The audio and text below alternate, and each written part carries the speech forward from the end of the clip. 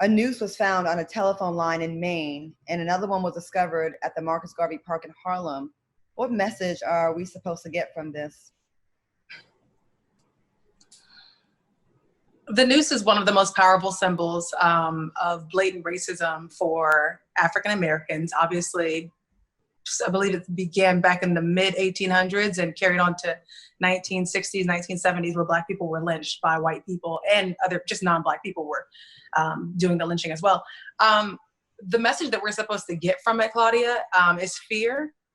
Stay in your place. Just know we don't like you. But at the same time, I think that in 2020, that's not necessarily what we get when we see that message. When we see that noose, like for instance, I know over the weekend, Bubba Wallace, it was an alleged noose that was found in his garage stall. And it's that sense of know your place, stay, know your role.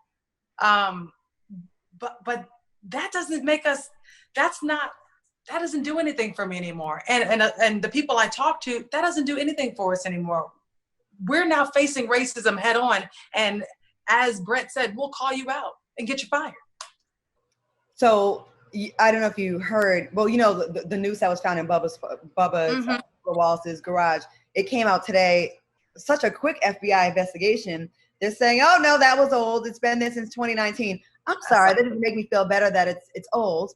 But now they're saying it was just tied in a way, it wasn't meant to be. Isn't a noose kind of a hard thing to kind of tie? Because you got to do the little thingies. I don't know how to tie a noose. It's like, you knew what you were doing if you made a noose. It's not like you can't accidentally tie a noose. Thank you. I mean, it's kind of hard. I would think that would be a difficult not to do. So white supremacists are now saying that Bubba Wallace is pulling a Jussie Smollett and put it there himself, which I do not believe that at all. What are your thoughts on this? And can I just say, listen, Brett, this may be interesting to you, or I'd like to hear your comment.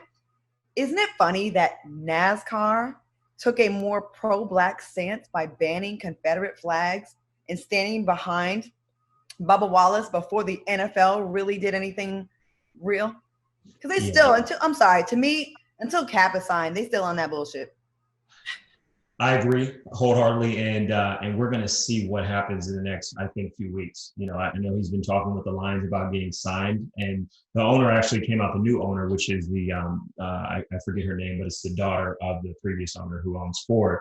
But she said that if the general manager and the rest of the team is comfortable with signing Kaepernick, they feel that his talents are valid and that he can perform for the team, and she has no problem with it. So I think that's the first step in the right direction. I think the rest of the NFL supports it.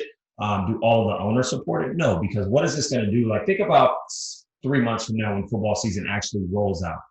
Think about how many of the players are going to be sitting on the sideline with their knee down, and think about what that's going to do to America. That's what every single NFL owner right now is thinking about.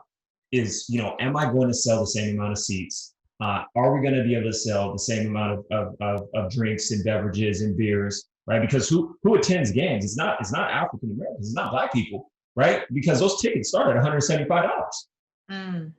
Well, right? People really kept it 100. They know damn well what the knee was about. Okay, Absolutely. They want to hijack and say it's against the flag. They're not patriotic. It's complete bullshit.